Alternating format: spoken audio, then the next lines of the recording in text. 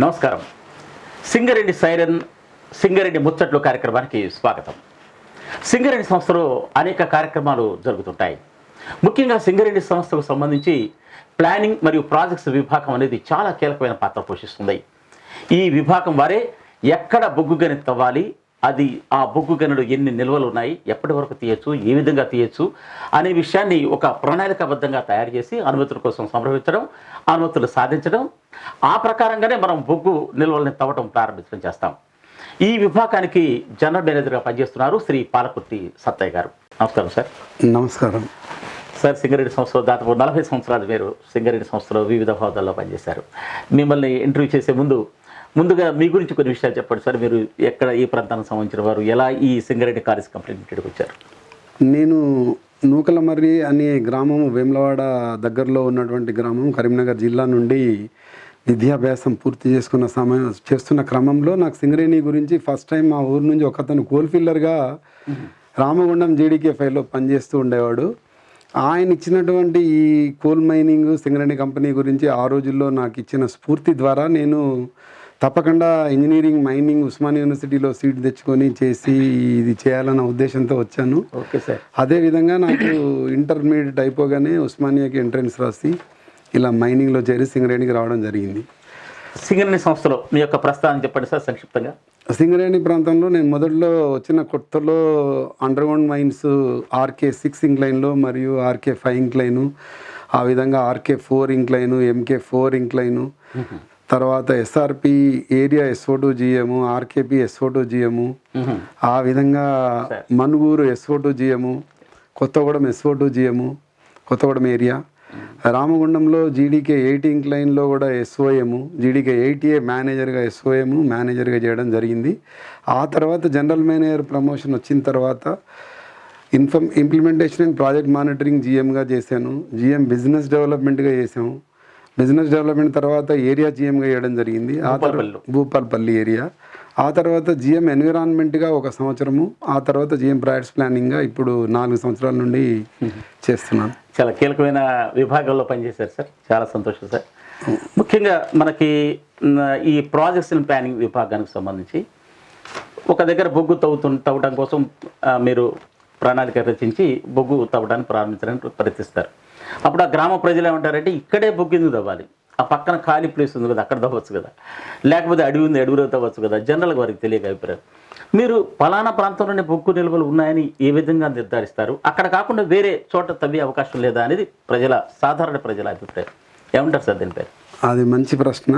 బొగ్గు అనేది మనకి 4000 సంవత్సరాల క్రితము ఈ ఎక్కడైతే భూమి మీద ఉన్న లోయల్లో ఆ రోజుల్లో ఉన్నటువంటి దట్టమైన అడవులు మరియు పెద్ద పెద్ద జంతువులు, కళేబరాలు అన్నీ కూడా కూలిపోయి పూడ్చిపడి ఆ తర్వాత బొగ్గు నిల్వలుగా ఏర్పడ్డాయి. కనుక అవి కేవలం కొన్ని లోయల ప్రాంతాలలో మాత్రమే ఉన్నవి. ఎక్కడైతే నదులుండి గోదావరి నది, అలాగే మనకి వార్ధా నది, ప్రాణహిత నది, ఈ నదుల ఉన్న చోట మాత్రమే ఈ బొగ్గు నిల్వలు మన అన్ని చోట్ల కూడా ప్రపంచంలో ఉండడం జరిగినాయి. ఆ ఉన్న దగ్గరే మనం వాటిని ప్రజల అవసరాల కోసం తీయాల్సినటువంటి ఆవశ్యకత ఉంది.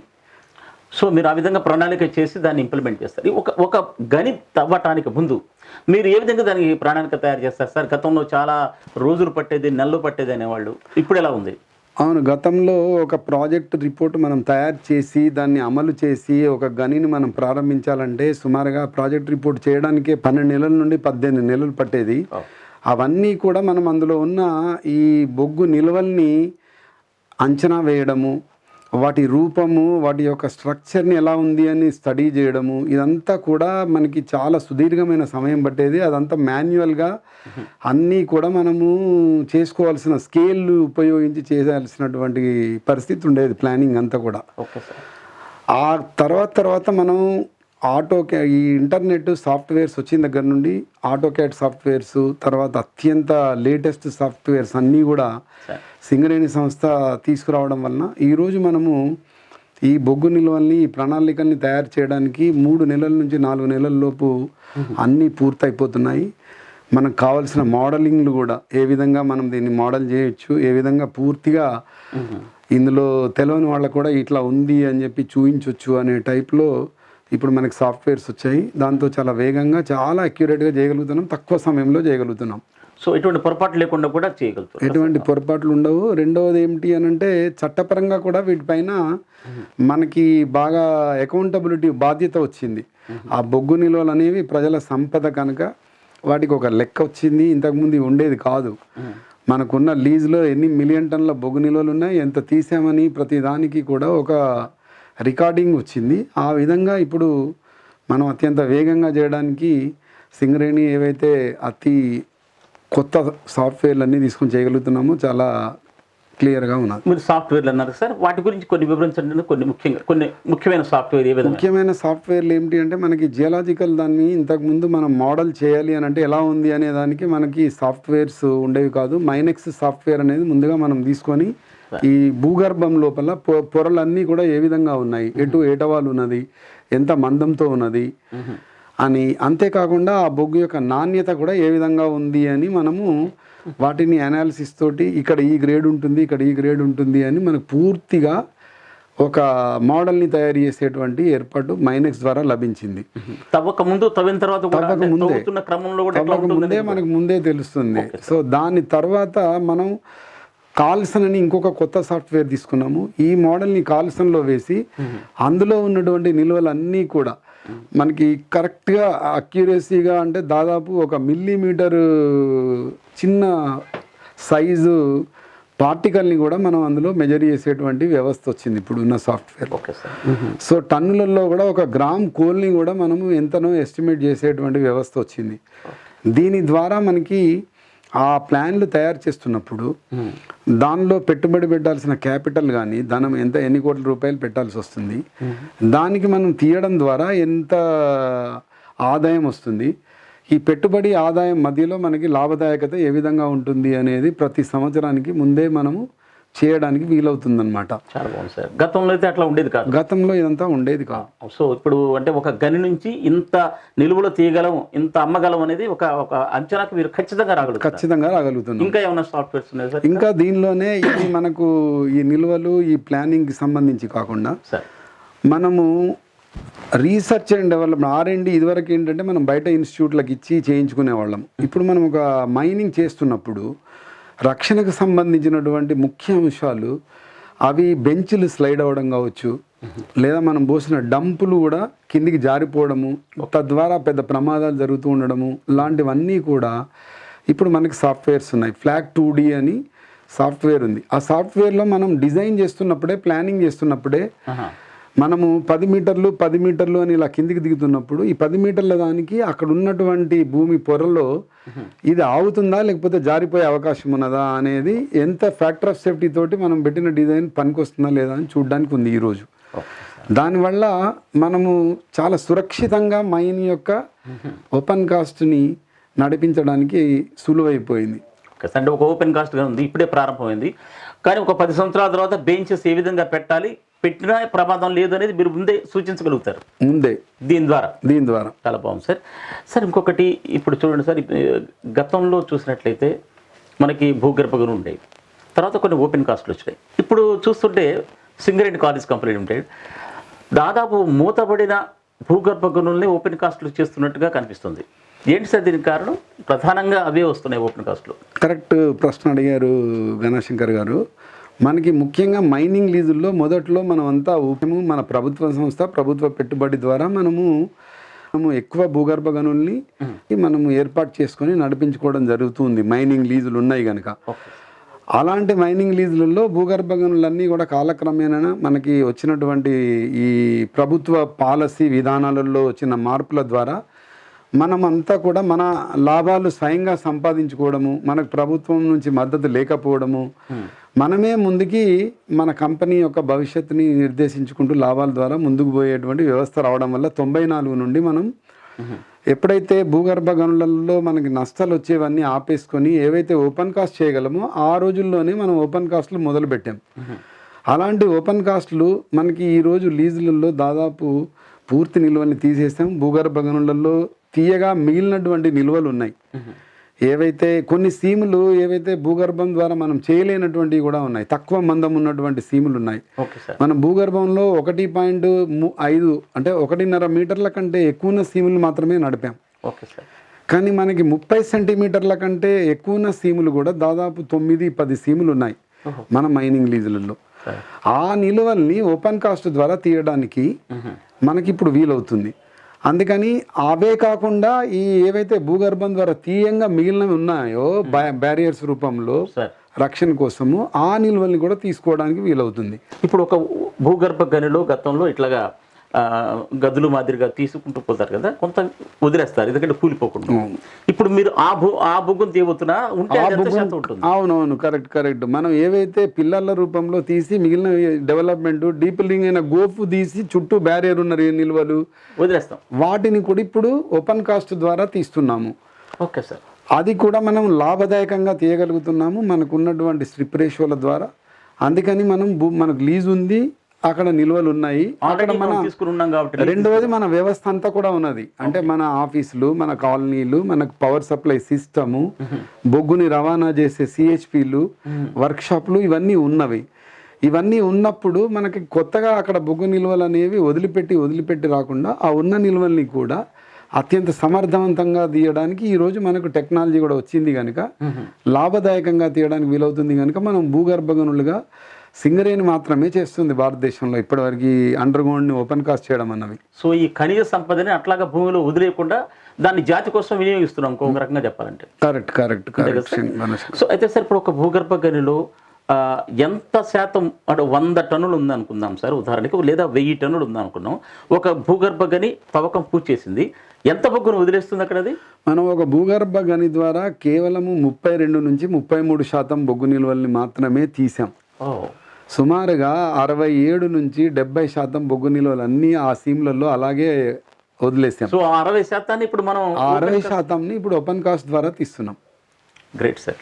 మరొక ప్రశ్న సార్, ఇప్పుడు కొత్తగూడెం, ఇల్లెందు లేదా పాత గనులున్న ప్రాంతాల్లో ఉదాహరణకు కొత్తగూడెం తీసుకుందాం. ఇప్పుడు మీరు ఒక పెద్ద ఓపెన్ కాస్ట్ చేయబోతున్నారు.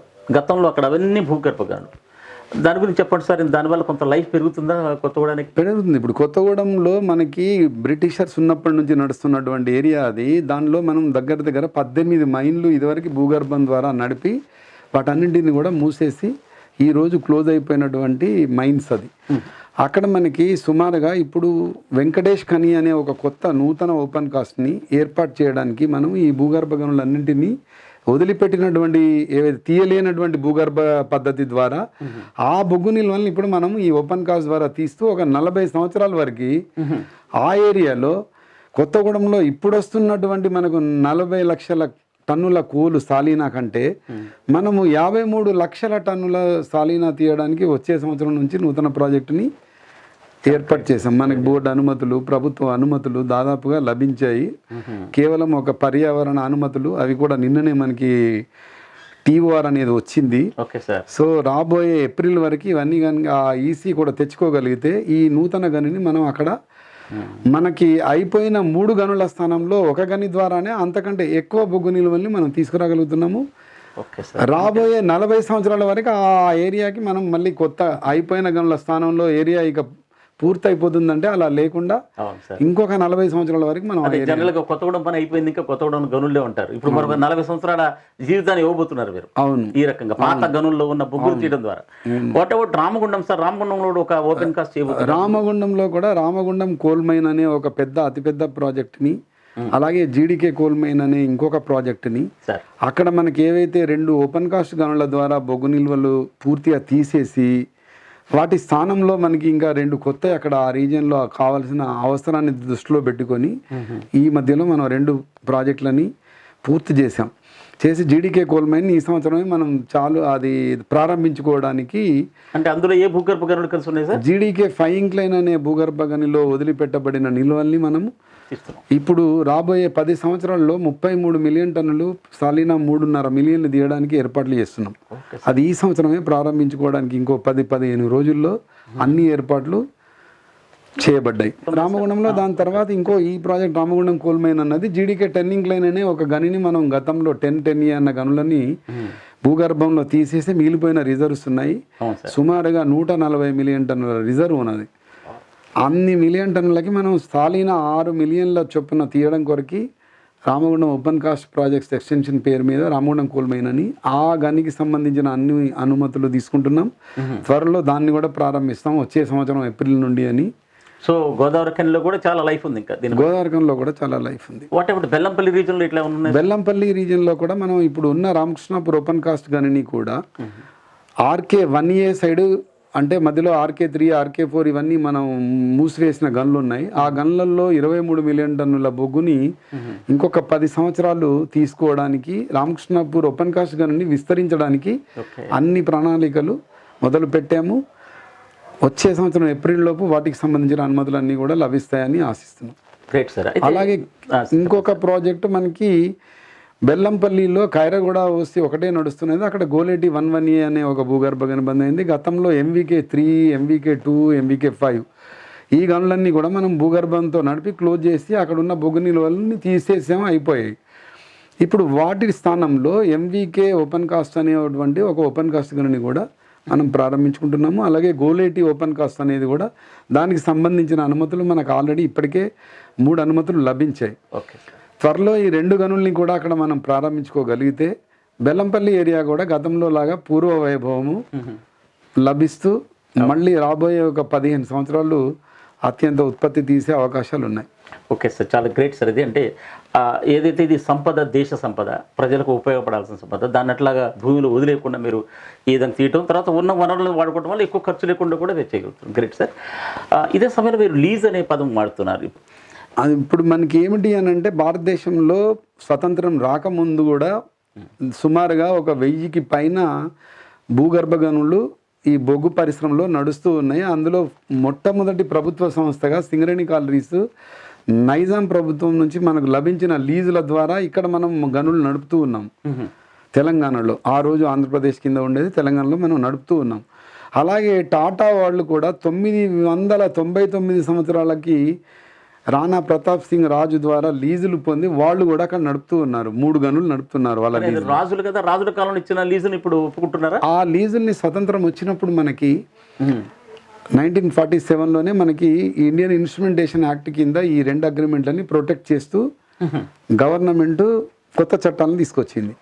సో తద్వారా మనకి ఈ లీజుల ద్వారా మనం 1984 వరకు నిజాం ఇచ్చిన లీజుల ద్వారా మైనింగ్ చేసుకుంటూ వస్తుంది. నిజాం ఎన్ని సంవత్సరాలు? 90 సంవత్సరాలు ఇచ్చారు. 99 సంవత్సరాలకి ఇచ్చారు. సో అది ఎప్పటిగా అయిపోయింది సార్? అది 1984 వరకు అయిపోయింది. అక్కడ నుండి మన ప్రభుత్వం ఏర్పడ్డ తర్వాత భారతదేశం ఈ కొత్త చట్టాల ప్రకారం ఆ లీజుల్ని మనం రిన్యూవల్ చేసుకుంటున్నాం. ఇలా లీజుల్ని రిన్యూవల్ చేసుకుంటూ లీజులో ఉన్నటువంటి బొగ్గు నిల్వలన్నింటినీ కూడా మనం ఈరోజు 70 మిలియన్ల టన్నులు సాలీనా తీయడానికి అభివృద్ధి చేసుకుంటూ వచ్చాం. గతంలో చూస్తే సింగరేణి ప్రాంతం మొత్తం ఎక్కడ బొగ్గు ఉన్నా సరే అది సింగరేణి వాళ్ళు ఎప్పుడన్నా అక్కడ వచ్చేసి బొగ్గు తవ్వుకోవాలంటే వాళ్ళకే హక్కు ఉంది, వేరే వాళ్ళకి హక్కు లేదు. కానీ మారిన చట్టాల ప్రకారంగా ఇప్పుడు సింగరేణి ప్రాంతంలో ఉన్నటువంటి బ్లాకులన్నీ మనవేనా, లేకపోతే వేరే కేంద్రం అలాట్ చేసే అవకాశాలు అట్లా ఉన్నాయంటారా? మంచి ప్రశ్న అడిగారు. ఇది ఇప్పుడు కాలక్రమేణా చట్టాలలో చాలా మార్పులు ప్రజల అవసరాలని దృష్టిలో పెట్టుకొని ప్రభుత్వాలన్నీ మార్చాయి కనుక ఈ ప్రభుత్వ సంస్థల ద్వారా ప్రస్తుతానికి మన దేశానికి కావాల్సిన లక్ష్యాలని సాధించలేకపోతున్నారు, అందరికి కావాల్సిన విద్యుత్తుని అందించలేకపోతున్నామన్న ఉద్దేశంతో మళ్ళీ దీనిలో ప్రైవేటైజేషన్ చేయడం ద్వారా ఇప్పుడు సింగరేణి ప్రాంతంలో ఉన్న బొగ్గు నిల్వలన్నీ కూడా సింగరేణివి కావు అనేటువంటి చట్టం వచ్చింది. మనం కేవలం మన లీజులు ఏవైతే ఉన్నాయో ఆ లీజులలోనే మన బొగ్గు నిల్వలు ఉన్నట్టు, లీజుల బయట ఉన్నటువంటి బొగ్గు నిల్వలు అన్నీ కూడా అవి భారత ప్రభుత్వానివే అని ఇప్పుడు కొత్త చట్టాల ద్వారా చేశారు. మే నుండి ఈ చట్టాలు వచ్చాయి. ఓకే.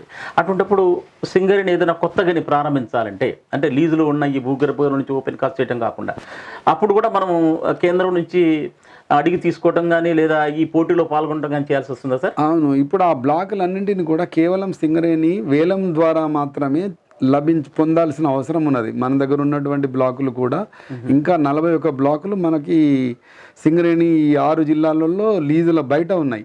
ఈ 41 బ్లాకులలో మనం మైనింగ్ చేయాలి అనుకుంటే మనం కూడా ఇప్పుడు వేలంలో పాల్గొని తీసుకోవాల్సిన అవసరం ఏర్పడింది. అట్లా పాల్గొనాలన్నా కూడా మనకే ఎక్కువ అవకాశాలు ఉంటాయేమో సార్? ఎందుకంటే మనకున్న ఎక్విప్మెంట్ కానీ మనకున్న ఎక్స్పర్టైజ్ కానీ తప్పకుండా. ఎందుకంటే మన చుట్టూ ఉన్నటువంటి బ్లాక్లన్నీ కూడా ఇవి క్లిష్టమైన భౌగోళిక పరిస్థితులతో ఏర్పడ్డ బొగ్గు నిల్వలు. ఇవి అత్యధికమైనటువంటి స్ట్రిప్ రేషియో, అంటే ఒక టన్ను బొగ్గు తీయాలంటే సుమారుగా మనం 8 క్యూబిక్ మీటర్ల మట్టి తీస్తే కానీ ఇక్కడ బొగ్గు రాదు. అదే కోల్ ఇండియా సైడు మిగతా అన్ని రాష్ట్రాల్లో ఉన్న బొగ్గు నిల్వలు ఎలా ఉన్నాయంటే ఒక టన్ను బొగ్గు తీయాలంటే కేవలం 2 క్యూబిక్ మీటర్ల మట్టి తీస్తే వస్తుంది. కనుక ఖర్చు ఇక్కడ చాలా ఎక్కువ వస్తుంది. కనుక ఈ ఎక్కువ ఖర్చుతో తీసి వాళ్ళు ఇక్కడ వినియోగదారులకు అందించడానికి వాళ్ళకి లాభదాయకత ఉండదు. కనుక ఎవరు వచ్చే అవకాశాలు అయితే లేవు. ఒకవేళ వచ్చినా కూడా మనకు సింగరేణికి ఏమి ఇబ్బంది ఉండదు. మనం కూడా ఆ వేలంలో బ్లాకుల్ని పొందడానికి చాలా బహుశా అటువంటి క్లిష్టమైనవి కాబట్టి బహుశా ఎంతవరకు మనం వాటిని చేపట్టి ఉండకపోవచ్చు కూడా కదా సార్. ఆ బ్లాకులు కూడా మీరన్నట్టుగా అవి కొంచెము ఎక్కువ లోతులో ఉన్నవి. మనకి సుమారుగా 200 మీటర్ల లోతు నుండి 600 మీటర్ల లోతులో ఉన్నటువంటి నిల్వలు. అవన్నీ కూడా ఈరోజు మనము తీయడానికి కొంచెం ఖర్చు కూడా ఎక్కువ అవుతుంది కనుక మనం వాటిని ఇంతకాలము చేయలేదు అక్కడ. సో భవిష్యత్తులో మనకి నిల్వలు ఏదైతే తగ్గుతూ వస్తూ ఉంటాయో మనకు మళ్ళీ ఈ కొత్త బ్లాకుల్ని తీసుకొని మైనింగ్ చేయాల్సినటువంటి ఆవశ్యకత ఉంటుంది. అంటే సార్ ఇది అట్లాగే పర్యావరణానికి సంబంధించి కూడా కొన్ని కష్టమైన క్లిష్టమైన చట్టాలు వస్తున్నాయి. మైనింగ్ చేయాలంటే చాలా బాధ్యతాయుతంగా ఇంకా బాధ్యతాయుతంగా ఉండాలంటూ అంటున్నారు సార్. వాటి గురించి కాస్త వివరించండి సార్. అవును, మైనింగ్లో ముఖ్యంగా మీరు కరెక్ట్గా ఈ పర్యావరణానికి సంబంధించి ఏంటి అంటే మైనింగ్ చేస్తున్నప్పుడు మైనింగ్లో ఉన్నటువంటి వివిధ పనుల వల్ల, అంటే మనం డ్రిల్లింగ్ చేస్తాము, బ్లాస్టింగ్ చేస్తాము, లోడింగ్ చేస్తాము మిషన్లతోటి, మళ్ళీ ట్రాన్స్పోర్టేషన్ చేస్తాము దాన్ని, ఓబీని కానీ కోల్ని కానీ వినియోగదారులకు ఇస్తాం లేదా డంప్ చేస్తూ ఉంటాం. దీని ద్వారా పొల్యూషన్ అనేది విడుదలవుతున్నది. ఆ చుట్టుపక్కల ఉన్నటువంటి ప్రాణులన్నింటికీ ప్రజలకి కూడా ఆ పొల్యూషన్తో మనకి కొంత ఇబ్బంది వస్తుంది. అందుకని చెప్పి వీటిని మిటిగేట్ చేసే మెజర్స్ అన్నీ కూడా మనము చాలా సిస్టమేటిక్గా పొందుపరుస్తాం అన్నీ కూడా. అంటే వీటికి కావాల్సిన వాటర్ ట్యాంకర్స్ కావచ్చు, వీటికి కావాల్సిన స్ప్రింక్లర్స్ కావచ్చు, వీటికి కావాల్సినటువంటి ఫాగ్ కెనన్స్ కావచ్చు, వీటికి కావాల్సిన బీటీ రోడ్లు కావచ్చు, వీటికి కావాల్సినటువంటి పూర్తి స్థాయిలో ఎంక్లోజర్స్. మనం ఒక బంకర్ ఉంది అంటే బంకర్ మీద మొత్తం మూసేసి దాన్ని చుట్టూ క్లోజ్ చేసి పర్యావరణకు అనుగుణంగా చేసి అందులో బొగ్గును నింపుకుంటూ ఉంటాం. ఇలా ప్రతి దాంట్లో కూడా చాలా సిస్టమేటిక్గా చేస్తున్నాం. అందులో భాగంగానే మనం పునర్నిర్మాణం, మన సిహెచ్పిలు గతంలో వాటికి బదులు నూతన సిహెచ్పిల్ని 400 కోట్ల రూపాయలు పెట్టి మనం సత్తుపల్లిలో ఒకటి నిర్మించుకొని రేపు జనవరి 22లో ప్రారంభించుకోబోతున్నాం ఆటోమేటెడ్ సిహెచ్పి. రెండోది మనం రామగుండం OC3లో కూడా ఒకదాన్ని మనం ప్రారంభించుకొని స్టార్ట్ చేసాం. మూడవది ఇప్పుడు కొత్తగూడెం రుద్రంపూర్ దానికి ఇంకొకటి 3 ఇంక్లైన్ దగ్గర ఇంకో సిహెచ్పి కూడా చేస్తున్నాము. ఈ విధంగా మనం సిహెచ్పిలలో కూడా ఇంతకుముందు మాదిరి కాకుండా పూర్తిగా ఒక ఇంట్లోకి పోయినట్టుగా మొత్తం కలిపి ఒక ఇంట్లోకి పోయినట్టుగానే కంప్లీట్గా ఒక పెద్ద భవనం లాగా నిర్మించి అందులో చేస్తున్నాం. బయటికి ఏమీ కనబడవు. అంటే పూర్తిగా కాలుష్యము, శబ్ద కాలుష్యం ఎవరికి ఏమి, అందులో సిహెచ్పి ఉందన్న సంగతి కూడా బయట నుంచి చూస్తే తెలియదు. సో అలాంటి కొత్త చట్టాల వలన మనం ఇంకా ఏమున్నాయి సార్ ఇటువంటి ఇంకా పర్యావరణ సంబంధించి అట్లా ఉన్న కఠిన ఇలా ఇంకా కఠిన చట్టాలలో పర్యావరణానికి సంబంధించి ముఖ్యంగా మనకి వేస్ట్ మేనేజ్మెంట్, మనం ఏదైతే ఓపెన్ కాస్ట్ చేస్తున్నప్పుడు టాప్ సాయిల్ మేనేజ్మెంట్ని కూడా పర్ఫెక్ట్గా మనం తీసి పక్కన పెట్టుకొని ఆ లేయర్ బై లేయర్ని ఒక క్రమ పద్ధతిలో మనము స్టోరేజ్ డంప్ చేసుకొని దానిపైన ఇది చేయడము, ఇట్లాంటివే కాకుండా పర్యావరణంలో ఇంకా మరీ ముఖ్యంగా ఏమిటి అనంటే ఈ ఏదైతే మనము ఈ గని కాలుష్యం ద్వారా కానీ లేకపోతే ఈ నీటి కాలుష్యం ద్వారా కానీ చుట్టుపక్కల ఒక 10 కిలోమీటర్ల జోన్ వరకు మనం మానిటరింగ్ వ్యవస్థ, గ్రౌండ్ వాటర్ని కూడా రీఛార్జింగ్ వ్యవస్థని ఆటోమేటిక్ మోడ్లో చేస్తున్నాం. మనం ఇండియాలో మొట్టమొదటి ground water modelling module software మన దగ్గర మాత్రమే ఉన్నది. ఇప్పటి వరకు కూడా కోల్ ఇండియా కానీ ప్రభుత్వం దగ్గర కూడా లేదు. అందరికీ కూడా మనం గ్రౌండ్ వాటర్ మానిటరింగ్ అంతా మోడలింగ్ అంతా మనమే చేస్తున్నాం. ఇక్కడ ఇంత బొగ్గు తీస్తే చుట్టుపక్కల ఎన్ని కిలోమీటర్ల పరిధికి ఎంత వాటర్ కిందికి తగ్గిపోతుంది లేదా పెరుగుతుంది గ్రౌండ్ వాటర్ అన్నది మనమే చేయగలిగే ఒక ఎక్స్పర్టైజ్ ఉన్నది అనమాట. అట్లా మీరు ఈ మాట అన్నారు, మనమే ఇతరుల కంటే మనమే చేస్తున్నామని. మన సర్వీసెస్ ఏమన్నా ఇతరులు కూడా ఇస్తున్నాము. మనము బిజినెస్ డెవలప్మెంట్లో భాగంగా sir hydrogeological ground water studies, nuclear corporation of India రాజస్థాన్లో ఒక న్యూక్లియర్ ప్లాంట్ పెట్టడానికి ప్రభుత్వం ఏదైతే చేస్తుందో వాళ్ళకి కావాల్సినటువంటి స్టడీస్ అదొక ప్రభుత్వ సంస్థే. అలాగే ఓఎన్జీసీ కావాల్సిన ప్రభుత్వ సంస్థకి, అలాగే ఎంఎంటీసీ చాలా వాళ్ళకి మనము ప్రత్యేకమైనటువంటి ఇలాంటి సేవలు, డెన్సిటీ స్పెసిఫిక్ గ్రావిటీకి సంబంధించినటువంటి స్టడీస్ మనం చేయగలిగేవన్నీ చేస్తున్నాము.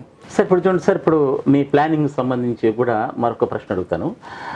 విదేశాల్లో గనిలో జరుగుతున్న ప్రతి పని, అంటే ఒకవేళ షవల్ ఇట్లా బకెట్తో బొగ్గు తీసిందంటే ఎంత బొగ్గు తీసింది, ఎంత ఆ డంపర్లో పోసింది, ఎంత పైకి వచ్చింది, ఇవన్నీ కూడా కంప్యూటరీకరణ చేయబడి ఒకే చోట నిక్షిప్తమై ఉంటాయని విన్నాను. అటువంటిది ఏమన్నా మన దగ్గర కూడా ఏమైనా చేసే అవకాశం ఉందా? కరెక్ట్ ప్రశ్న అడిగారు. ఇది మనం ఆల్రెడీ విదేశాలలో వివిధ బొగ్గు పరిశ్రమలలో ఇప్పటికే దీన్ని అత్యధిక స్థాయిలో వాళ్ళు వాడుతూ ఉన్నారు. దాని ద్వారా అధిక లాభాలని, సంస్థకు కావాల్సిన నిర్ణయాలు తీసుకునేటువంటి వెసులుబాటు చాలా తొందరగా చేయగలిగేటువంటి ఒక వ్యవస్థ ఉంది. దాని కొరకి మన సింగరేణి చైర్మన్ శ్రీ ఎన్ శ్రీధర్ గారి ఆధ్వర్యంలో ఇదివరకు ఒక ఫిబ్రవరి 2020లో ఒక నిర్ణయం తీసుకొని ఒక టాస్క్ ఫోర్స్ అనే ఒక కమిటీని ఏర్పాటు చేయడం ద్వారా మేమంతా కూడా మనకి ఏ విధంగా దాన్ని తీసుకొచ్చి మనం దీన్ని చేసుకోగలము, డ్రిల్లింగ్, బ్లాస్టింగ్, మరియు ఇలా బొగ్గు లోడింగు, అలాగే డంపర్ల ట్రాన్స్పోర్టేషను, ప్రతి పనిని కూడా మనం దాని ద్వారా క్యాప్చర్ చేసుకొని ఆ డేటాను అంతా కూడా మనము మామూలు సర్వే డేటా అన్నింటితో ఆటోమేటిక్గా క్యాలిబ్రేషన్ చేస్తూ ప్రతి వాళ్ళకి వాళ్ళ మొబైల్ ఫోన్లోనే సిస్టంలో ఉన్న కంప్యూటర్లో కాకుండా ఈ మొబైల్ యుగంలో మనకి డేటా వస్తుంటుంది, చూడొచ్చు. ఏ చిన్న సమస్య వచ్చినా ఏం చేయొచ్చు, క్వాలిటీ నాణ్యత సమస్య వచ్చింది, లేకపోతే పని ప్రాంతానికి సంబంధించి ఇక్కడ మెటీరియల్ అయిపోయింది షవల్కి, ఇంకెక్కడ ఉన్నది అనేది ఆ అండర్ మ్యాన్లకి, ఓవర్మెన్లకి, అలా ప్రతి ఒక్కరికి కూడా ఇది చాలా ఉపయుక్తంగా ఉంటుంది. అందుకొరకని చెప్పి మేము కోవిడ్ వల్ల కొద్దిగా విదేశాలకి వెళ్ళలేకపోయాం, కానీ ఇది పూర్తి చేసి మన సంస్థకు కావాల్సినవి అన్నీ కూడా మనం మొత్తం అన్నీ ప్రపంచంలో ఉన్నవన్నీ కూడా కలెక్ట్ చేసుకొని ఒక 3 కంపెనీలకి మనం వాటిని తీసుకొని 5 గనులలో ఏర్పాటు చేద్దామని ఒక అప్రూవల్ ప్రాసెస్ పూర్తి చేసాం ప్రాజెక్ట్ ప్లానింగ్ నుంచి. సో దాని ద్వారా మనకి భవిష్యత్తులో ఈ 5 ప్రాజెక్టులలో ఒక 100 మంది అధికారులు మరియు ఉద్యోగులందరికీ ఒక శిక్షణ తీసుకొని 2 సంవత్సరాలలో ఈ 5 గనుల నుండి మిగతా గనులకి మనమే సొంతంగా ఒక డిపార్ట్మెంట్ ఏర్పాటు చేసుకొని విస్తరించుకోగలిగితే మొత్తం అంతా కూడా మనకి మైనింగ్ యాక్టివిటీ ఇప్పుడు ఎస్ఏపితో పాటు ఇది కూడా వస్తుంది. అంటే ఇప్పుడు ఏ రోజున ఎంత ఓబీ తీసారనేది, లేదా ఎంత బొగ్గు తీసారనేది, అలాగే ఇప్పుడు మన డంప్స్ ఉంటాయి కదా సార్, డంపుల్లో ఎంత మట్టి పోసారనేది కూడా మీకు దీనివల్ల తెలిసిపోతుందా? చాలా ప్రస్ఫుటంగా మనం ఇక్కడ ఈ పర్టికులర్ ఏరియాలో మనం బొగ్గు తీయాలంటే ఎంత ఓబీ తీస్తే బొగ్గు వస్తుంది, లేదా ఇక్కడ తీయాలంటే ఎలా వస్తుంది, నీకు ఈరోజు ఇక్కడ తీయడానికి వీలవుతుందా, ఇక్కడ వీలవుతుందా, లేదా ఇక్కడ మనకి ఇంకా భూసేకరణ కొద్దిగా డిలే అవుతున్నది, ఇక్కడ వస్తుంది అంటే ఇక్కడ తీసుకోవచ్చా, ఇలా ప్రతిదీ కూడా మా వరకు వచ్చి మేమందరం కూర్చొని చేసి వాళ్ళకి ఇచ్చే వరకు పాపం వాళ్ళకి నిర్ణయాలన్నీ కూడా లేట్ అయిపోతున్నా మాన్యువల్గా అయితే. ఇప్పుడు ఇది వస్తే మాత్రము ఇక అసలు ఇంత చూడాల్సిన అవసరం లేదు, ఎప్పటికప్పుడు ఎక్కడ కావాల్సిన అన్నీ అక్కడే మంచి నిర్ణయాలు, దాని ద్వారా లాభాలు కూడా కంపెనీకి పెరుగుతాయి, నష్టాలు కూడా మనకి ఎక్కడెక్కడ అధికంగా వస్తున్నాయి, వాటిని ఏ విధంగా కంట్రోల్ చేయడానికి కూడా అవకాశాలు ఏమున్నాయి అనేది కూడా ఇందులో వస్తూ ఉంటాయి. Great sir. తర్వాత సార్ మన చైర్మన్ గారు రానున్న 5 సంవత్సరాల్లో దాదాపు 14 గనులు ప్లాన్ చేస్తూనే ఉన్నారు. మీతో కూడా తరచూ వారు సమావేశాలు పెడుతూ మిమ్మల్ని కూడా ప్రోత్సహిస్తున్నారు. ఈ 5 సంవత్సరాల్లో కొత్త గనులు వచ్చే అవకాశం ఏ విధంగా ఉంది, మీరు ఎటువంటి ప్రయత్నాలు చేస్తున్నారు? మనకి ఈ చైర్మన్ గారు రావడం సింగరేణి యొక్క అదృష్టమైపోయినది. ఎందుకంటే సార్ కనుక 2015లో మనకి రాకుండా ఉంటే ఇవన్నీ జరిగేవి కాదేమో అని నా అభిప్రాయము. ఆ సార్ వచ్చిన తర్వాత మనము 2017 అక్టోబర్లో ఒక ప్రక్షాళన చేసి మనం రాబోయే దిశలో సింగరేణిని ఏ విధంగా 100 మిలియన్ టన్నులకు తీసుకుపోగలము, ప్రాజెక్టులు మనకు చేయడానికి ఇంకా ఏమున్నాయి, ఎక్కడెక్కడ మనం ఆగిపోతున్నాము, ఎందుకు దీన్ని చేయగలము చేయలేమని ఏదో ఒక ప్రస్ఫుటంగా సుదీర్ఘమైనటువంటి మేధోమదనం చేశాక ఉన్నవన్నీ కూడా మనకు అవకాశాలని వెతికి చూసుకొని ఒక 14 ప్రాజెక్టులు మనం చేద్దాము అని 18న అప్రూవల్స్ తీసుకొని ప్రారంభమైంది. తర్వాత 18, 19, 20, 21, 22 ఈ 3 సంవత్సరాలలో ఇప్పటికే ఈ 14 ప్రాజెక్టులలో మనం 8 ప్రాజెక్టులని మనం ప్రారంభించుకున్నాము. ఈ 8లో మనకి ఈ సంవత్సరము పూర్తి స్థాయిలో 8కి 8 బొగ్గు నిల్వలు వస్తున్నాయి. ఒక 8వది జీడీకే కోల్మేన్ అన్నది 10 రోజుల్లో ప్రారంభించుకోబోతున్నాం. ఇంకా మనము 6 బొగ్గు గనులు ప్రారంభించుకునేవి వచ్చే సంవత్సరంలో ఇచ్చుకున్నాం లక్ష్యాల్ని 22 ఏప్రిల్ నుండి. అవి కూడా చేయగలిగితే ఈ సంస్థకి 70 మిలియన్ల నుంచి 100 మిలియన్లు పోవడానికి, తెలంగాణ నుండే 100 మిలియన్లు ఉత్పత్తి చేయడానికి చాలా అందరూ కూడా ఎలాంటి సమస్యలు లేకుండా ముందుకు పోవడానికి భవిష్యత్ అంతా కూడా నిర్మించబడింది. అలా 25,000 కోట్ల లక్ష్యం నుంచి మరి చైర్మన్ గారి యొక్క సంకల్పం దీన్ని 50,000 కోట్ల వైపు తీసుకెళ్లాలని. సో అందుకు కావాల్సిన అన్ని సహకారము, ఎక్కడెక్కడ ఉన్న అవకాశాలని అందించడానికి మీ శాఖ పూర్తిగా సంసిద్ధమైంది చేస్తున్నాం. చాలా థ్యాంక్స్ సార్. చాలా విషయాలు, ముఖ్యంగా ప్లానింగ్ సంబంధించినటువంటి ప్రాజెక్ట్ సంబంధించి చాలా ముఖ్యమైన విషయాల్ని మనకు అందించినటువంటి general manager projects and planning Shri Sattaiah గారికి ప్రత్యేక ధన్యవాదాలు. నమస్కారం sir. Thank you so much sir. Singareni siren ఛానల్లో ముఖాముఖి కార్యక్రమం సింగరేణి ముచ్చట్లు. సింగరేణికి సంబంధించిన మరిన్ని విషయాలపై సమగ్ర విశ్లేషణ, వివరాలతో కూడిన ఆసక్తికర విజ్ఞానదాయకమైన కార్యక్రమం కోసం, అలాగే మరిన్ని స్ఫూర్తిదాయక సాంస్కృతిక కార్యక్రమాల కోసం సబ్స్క్రైబ్ చేయండి సింగరేణి సైరన్ యూట్యూబ్ ఛానల్.